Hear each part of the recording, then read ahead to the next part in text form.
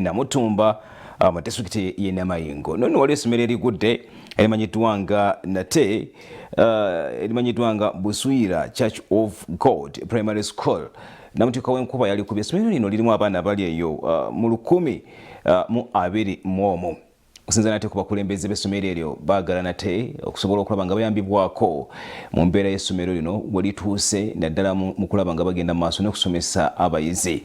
Anti atamanyi mpewo y'emagombe yayinza okumwa mufu olubugo. Abasomesa ku ssomero lya Buswira Church of God Primary School erisangibwa mu ggomola y'e Mutumba mu disitulikiti y'e Namayingo bali mu kusoberwa oluvannyuma lw'okuba nga abadde basomera mu bibiina ate bazze mu miti. Essomero lino liweza abayizi 121 era nga lyatikkuseeko obusolya oluvannyuma lwa Namutuuka w'enkuba okutonnya neyonoona ekizimbe ekiriko ebibiina bina. Abayizi n'abasomesa basobeddwa olw'okuba nga tebalina kyakuzzaako nga bali mu miti ate nga n'amasomero agali balinaanye okuli erya Lufudu Primary School nabo ebibiina tebibamala.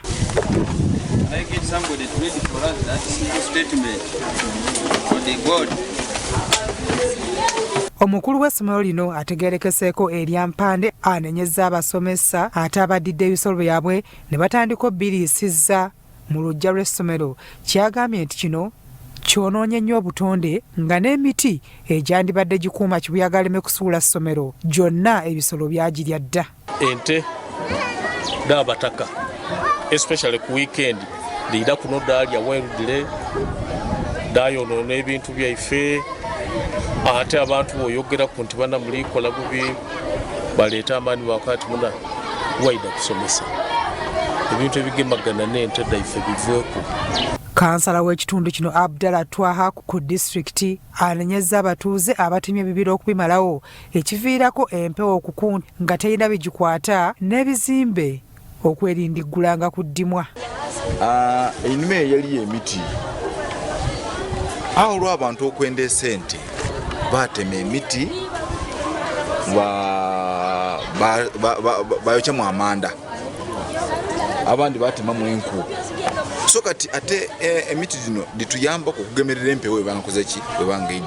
Ye ssentebe wa EOS ey'okutaano ku kyalo Buswira ewabadde obuzibu buno Bwire Stephen ayogedde ku mbeera ebagwiridde. Kakati wekitukidde nekino ekitutuuseeko ffe nga community ne chairman EOS n'akakiiko kange n'abakulembeze abalala ku EOS tugenda okuyita olukiiko tuyite community banaanyini nte ezo tutule nabo omulundi ogusembayo. Akulira ebyenjigiriza mu disitulikiti y'e Namayingo Maloba Thomas akasizza amawulire g'okugwa kw'essomero lino n'asaba abazadde okubeera abakkakkamu. But nevertheless we have come to see how best can we help in the nearby future that these children don't stop coming to school but can continue getting education at this very school. Byasande Charles, Crossroad TV, Omunye.